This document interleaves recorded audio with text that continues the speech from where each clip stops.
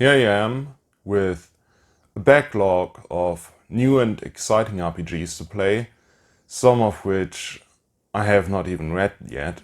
And what am I playing? Murkborg, a super simple D&D derivate where you can fit your character on a postcard. How did it come to this?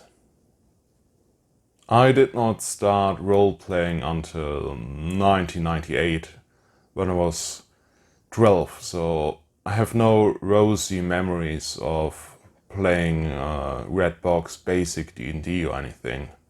My first tabletop RPG was The Dark Eye, 3rd edition. That was the most popular system in Germany when I started playing. And the first game I really got into was The Dark Eye 4th edition that came out not much later. The Dark Eye 4th edition is the most complex and complicated role-playing system I know. It got rules and tables for every possible situation. Eventually, I got fed up with the game grinding to a halt when our mage had to look up tables for 15 minutes whenever he wanted to summon an elemental, just to see if he got a +4 bonus or +6 even.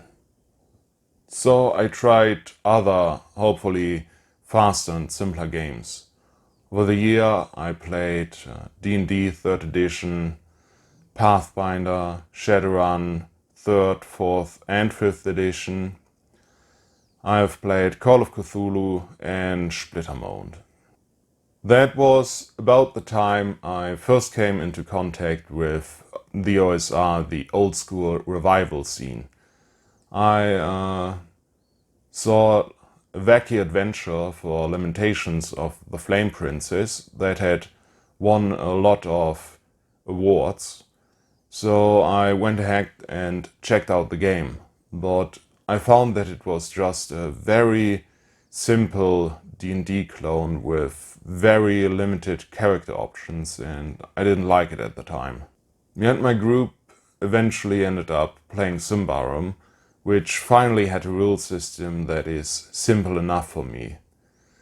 But I had problems running the game. It seemed like it was limited and ill-balanced. At that time I didn't yet know the concept of rulings in favor of rules. When my Symbaroum group fell apart due to scheduling, I didn't know what to play. Eventually I found Dungeon World, and because Dungeon World has a very low barrier of entry, you can make up characters and just start playing with very little preparation. So because of that, I ended up mastering or playing in several Dungeon World groups, and we had a blast.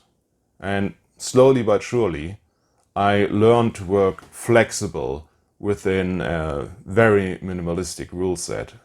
After playing Dungeon World for a while, this simplicity really grew on me.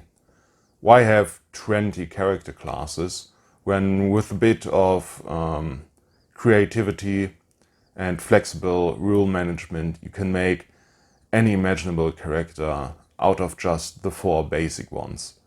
Why have extra rules for exploration, swimming and whatnot when the GM can handle any situation with just the Defy Danger move?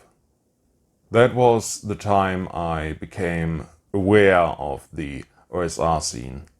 I can't tell you how that started, but the draw for me was the apparent creativity and ground level community of it all. These were not some nice and shiny games from a big toy company made for teenagers. This was raw and gritty, made from role players for role players. Mass market appeal be damned. This does not mean, though, that you can't get some really amazing, high-quality products in the OSR scene. Thanks to crowdfunding and print-on-demand being more accessible than ever, you can get some amazing products within the OSR scene. This collector's edition Dungeon Crawl Classics, for example, which is just amazing. So, what is the draw of the OSR for me? I feel that the minimalistic nature of the old Basic DnD rules nurtures creativity in both the players and the GM. Instead of having exact rules for everything and every character class imaginable, you can rely on GM rulings and just making up your own shit. No 15 minutes of looking up one table. No hours spent creating the perfect character. Just roll the dice and leave the rest to your imagination. There is a lot of very creative, of very out there material that is OSR compatible. And you can use it all in your game with very little work. Because everyone can write and publish material for this, everyone does. And there's some amazing stuff out there. This scene introduced me to new concepts of play I had not even heard about before, like the hex crawl, where your PCs explore the world one hexagon at a time, or the more simple point crawl, where you explore the world one point of interest at the time. The barrier of entry to run an OSR game is very low. You can run any setting imaginable with it, and you will find rules variant for almost anything, from classic fantasy over sci-fi to Lovecraftian horror. You can pretty much find anything. And because it all uses the same simple rule system, it is easy to learn, it is easy to explain to your players, and it is easy to run. Not to mention it's cross-compatible with one another. See a creepy monster you really like in Dark Reigns of the Earth? Just take it and use it in your Dark Streets and Darker Secrets game. It will work, and it will scare the shit out of your players. So, why did I play Murkborg? Well, I spent the weekend with some friends in a small house in the mountains, and we had a few hours to kill and some dice at hand.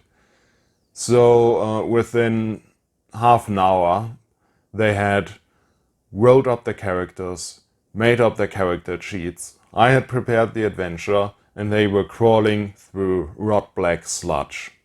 Just like that. Do you like old school revival games? What's your story? How did you get into it? Or do you really dislike them? Tell me why in the comments below. That's it for today. Thanks and goodbye.